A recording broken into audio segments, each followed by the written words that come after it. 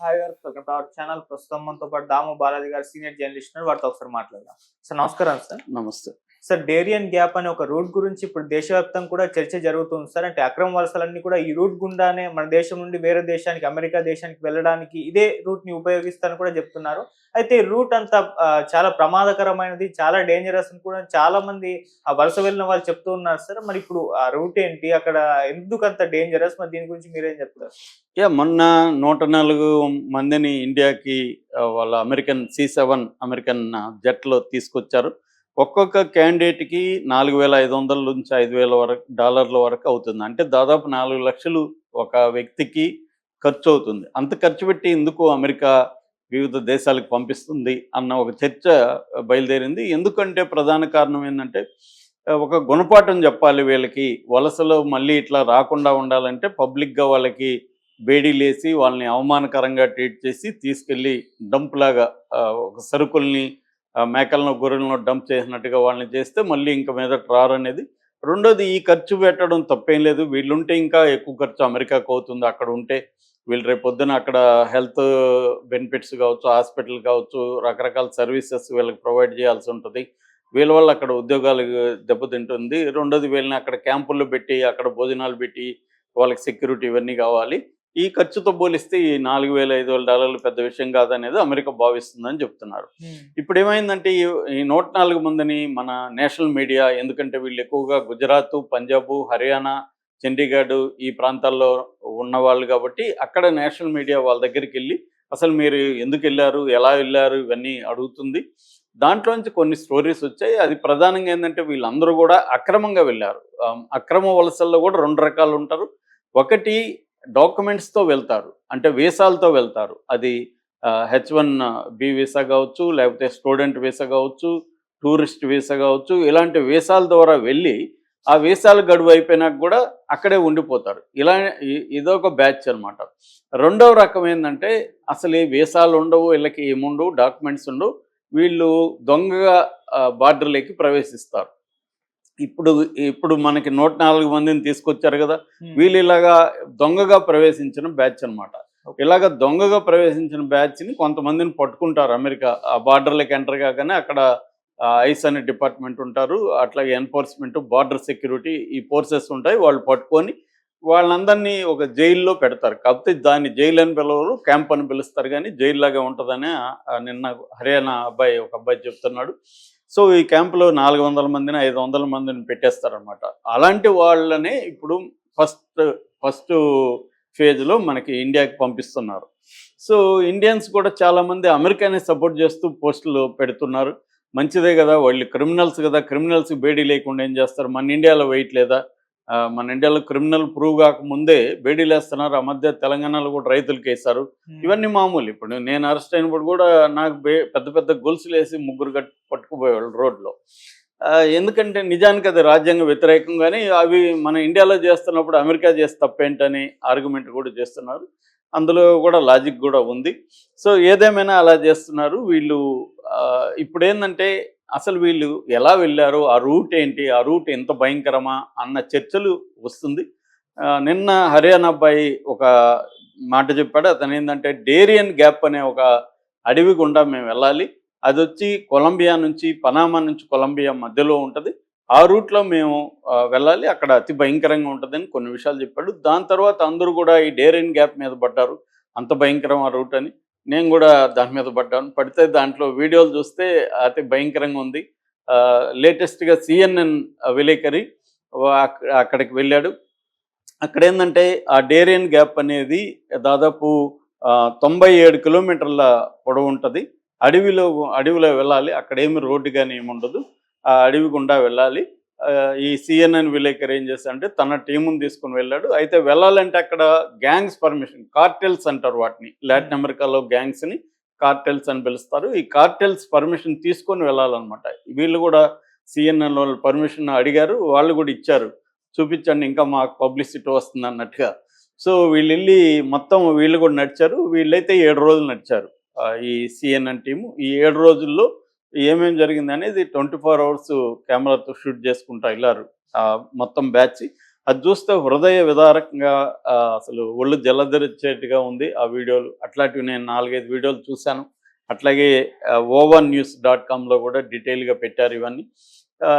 బేసిక్‌గా ఏందంటే మన వాళ్ళు లాటిన్ అమెరికా గుండా వెళ్తారనమాట. అంటే లాటిన్ అమెరికా గుండా అంటే పనామా, కోస్టారికా, ఎల్ సాల్వడారు, గాతుమాలో ఇట్లా వెళ్ళి మెక్సికో గుండా, మెక్సికో బార్డర్ ఎక్కువ ఉంటదనమాట. అమెరికాకి మెక్సికో బార్డర్. మెక్సికో బార్డర్ ద్వారా అమెరికాలోకి ఎంటర్ అయ్యేది. ఇది మెథడ్ అనమాట. ఎందుకంటే ఈ దేశాలకన్నిటికీ మనకి వీసా ఈజీగా దొరికిపోతుంది. లాటిన్ అమెరికా దేశాలకి. అక్కడికి పోవడం ఈజీ. అక్కడికి పోయినాక ఏజెంట్లు ఉంటారు. కార్టెల్సే ఇవన్నీ కండక్ట్ చేస్తుంటాయి. ఈ ఏజెంట్లు ఏం చేస్తారంటే వీళ్ళ దగ్గర 15-40 లక్షల వరకు డబ్బులు కలెక్ట్ చేసి ఆ డబ్బులు అంటే ఎక్కువగా అక్కడ మియామి అలాంటి ప్లేసులకి వీళ్ళు వెళ్తుంటారు. అక్కడ వీళ్ళ దగ్గర డబ్బులు కలెక్ట్ చేసి వీళ్ళకి ఒక నెంబరింగ్ ఇస్తారు. ప్రతి మనిషికి ఒక నెంబర్ ఇస్తారు. ఆ నెంబరు తర్వాత వీళ్ళని బస్సుల్లో ఆ బార్డర్కి అడవిల దగ్గరికి చేరుస్తారు. అక్కడి నుంచి అడవిలో వీళ్ళు కాలి మార్గాన వెళ్ళాలి. ఇట్లా కొంతమంది బ్యాచ్ల్ని పెట్టి ఒక్కొక్క బ్యాచ్ ఒక టైమింగ్ అవన్నీ ఇస్తారు. ఫ్రైడే ఎంతమంది వెళ్ళాలి, ఈ నెంబర్ నుంచి ఈ నెంబర్ వరకు ఫ్రైడే వెళ్ళాలంటే ఆ నెంబర్ వరకు, అంటే ఒక 5,000 మందో 10,000 మందో ఒక బ్యాచ్ అలా వెళ్తారు బ్యాచ్లుగా. ఈ బ్యాచ్లకి అక్కడక్కడ కార్టెల్కి సంబంధించిన వాళ్ళు ఉంటారన్నమాట. ఈ వెళ్ళేటప్పుడు అక్కడ ఏముందంటే అడవి అనేది దట్టంగా ఉంది. వీడియోస్ నేను చూశాను కదా, చాలా ఘోరంగా ఉంది, బురద ఉంది. నిజానికి అది డ్రై సీజన్ అంట. డ్రై సీజన్లోనే అంత బురద ఉంది. షూలు వేసుకొని వెళ్ళలేం. అక్కడక్కడ కాలువల్లో దిగి ఇంత లోతు, నడుము లోతు, ఇంకా పైకి కూడా వస్తున్నాయి ఆ నీళ్ళల్లో వెళ్ళాలి. కొన్ని చోట్లయితే దారి ఎలా ఉందంటే స్టీప్గా దారం పట్టుకొని వెళ్ళాలి. కొద్దిగా కాలు జారిన కింద పడిపోతే మళ్ళీ లేవలేం. అలాంటి పరిస్థితి ఉంది.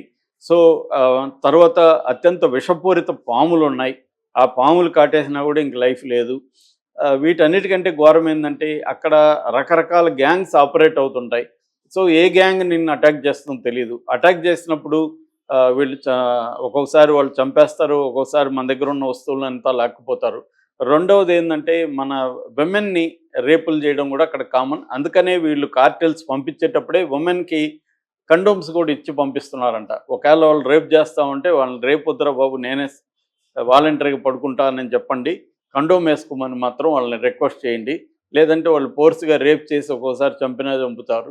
అందుకని మీ కండోములు కూడా తీసుకెళ్ళండి అని కండోములు కూడా ఇస్తున్నారు. అంటే మన ఉమెన్ అంత కష్టాలు పడి ఒకవేళ రేపు చేస్తానంటే కూడా కండోములు తీసుకొని వాళ్ళకి ఒప్పుకొని ఒత్తిపోయిందిలే అనుకున్నట్టుగా బిహేవ్ చేయాల్సిన పరిస్థితి ఉంది.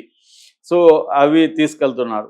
మూడవది ఏంటంటే మన చిల్డ్రన్ని కూడా చాలామంది తీసుకెళ్తారు.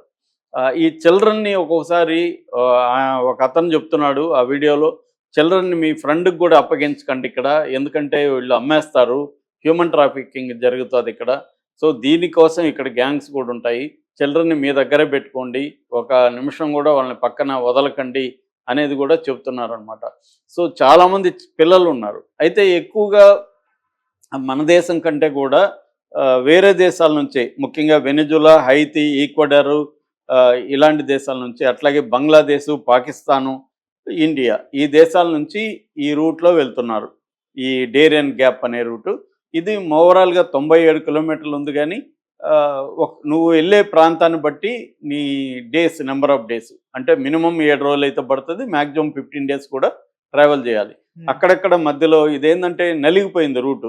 వేల లక్షల మంది కదా. ఫర్ ఎగ్జాంపుల్ 2023లో 3 లక్షల మంది, 5 లక్షల మంది వెళ్ళారు. 24లో 3 లక్షల మంది ఈ రూట్లో వెళ్ళారు. మనోళ్లే కాదు, అన్ని దేశాల వాళ్ళు కలిపి.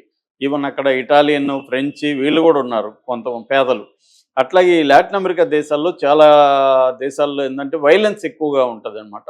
ఒక అమ్మాయి చెప్తుంది, టీనేజ్ అమ్మాయి, యూనివర్సిటీలో చదువుతున్నాను నేను, వెనిజులాలో మా యూనివర్సిటీలో అల్లర్లు, వైలెన్స్ ఎక్కువై నా రూమ్మేట్ చంపేశారు, అందుకని నేను దీంట్లోకి వచ్చి పారిపోతున్నానని చెప్తుంది. అలాగే ఒక్కొక్కరు ఒక్కొక్క కథనాలు.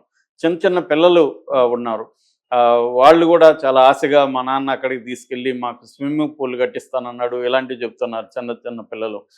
ఒక బాబు అయితే చాలా సివియర్ దగ్గుతున్నాడు, విపరీతమైన జ్వరం వచ్చేసింది.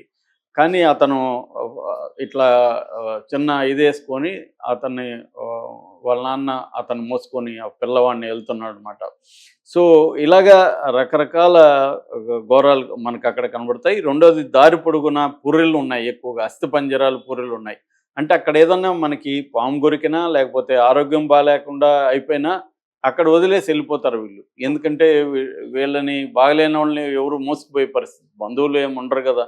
వాళ్ళు ఎవరు అంటే వీళ్ళకందరికీ కామన్గా ఉండేది అమెరికన్ డ్రీమ్. ఒక డ్రీమ్ కోసం వివిధ దేశాల నుంచి అక్కడికి వెళ్ళి వీళ్ళందరినీ కామన్గా కట్టుపడేసేది అమెరికన్ డ్రీమ్. దీన్నే గ్రీడ్ అని కూడా కొంతమంది మనోళ్ళు విమర్శిస్తున్నారు.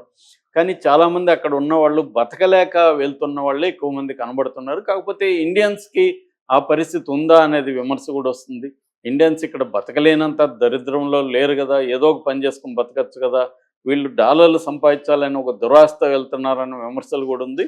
ఏదేమైనా అక్రమంగా ఇలాగ పోవడం మాత్రం కరెక్ట్ కాదు. దానివల్ల అంటే మోరలా లీగల్ అనేది పక్కన పెడితే ఇటువంటి హింసని ఇటువంటి బాధలను ఎదుర్కోవాలి. అక్కడ చూస్తే చాలామంది ఒకతను మాత్రం ఒక 5-6 మంది కలిసి తీసుకెళ్తున్నారు పైన. ఇక అతనికి ఏదో హెల్త్ బాగాలేకపోతే అంటే డబ్బులు ఉంటే అక్కడ కొంత సర్వీసెస్ కూడా దొరుకుతుంది. ఎందుకంటే సంవత్సరానికి 3 లక్షల మంది పోతున్నారంటే వాళ్ళకి బ్రెడ్ అమ్మడం, వాళ్ళకి ఇంకేవో సర్వీసులు అమ్మడం, వాళ్ళకి హెల్ప్ చేయడం అనే బ్యాచ్లు అక్కడ తయారయ్యారు లోకల్గా. వాళ్ళు డబ్బులు తీసుకొని వీళ్ళకి దాటించడాలు ఇట్లాంటివి వాళ్ళు చేస్తున్నారు. దారాలు కట్టి దాటించడం ఇట్లాంటి పనులు లోకల్గా ఉండే వాళ్ళు, ట్రైబల్స్ వాళ్ళు ఉంటారు. వాళ్ళకి అవన్నీ కొట్టిన పిండి, వాళ్ళ లైఫే అది కాబట్టి వాళ్ళు అవన్నీ చేస్తున్నారు అనమాట. సో అలాగా ఏదేమైనా ఆ రూట్ అయితే డేంజర్. ఇప్పుడు పనామా కూడా ఈ రూట్ని నేను క్లోజ్ చేస్తామని ప్రకటించింది. ఎందుకంటే అమెరికా పనామా మీద కూడా ప్రెజర్ చేస్తుంది. ఇప్పుడు ఇంకా కష్టమవుతుంది. ఈ రూట్లన్నింటినీ ఇప్పుడు లాటిన్ అమెరికన్ దేశాలు కూడా క్లోజ్ చేయాలి. అయితే ఇక్కడ మనం చెప్పుకోవాల్సింది ఏంటంటే ప్రజల్ని మనం నిందించకూడదు, పోయేవాళ్ళని. ఇండియా ఏం చేస్తుంది, ఇండియా ఇటువంటి దొంగ ఏజెంట్లు పంపిస్తూ ఉంటే ఇండియా ఎందుకు సీరియస్గా చేయలేదు? రెండోది లాటిన్ అమెరికన్ ప్రభుత్వాలు ఎందుకు దీన్ని కర్బ్ చేయలేదు? అంటే వాళ్ళకి ఇన్కమ్ అవసరం. ఇక్కడ కూడా ఇండియాలో ఏంటంటే నిరుద్యోగం దాదాపు 15% ఉంది. అందరికి ఉద్యోగాలు ఇవ్వలేదు, పోయేవాళ్ళు పోనీ అని ఇండియా కూడా ఎంకరేజ్ చేస్తుంది.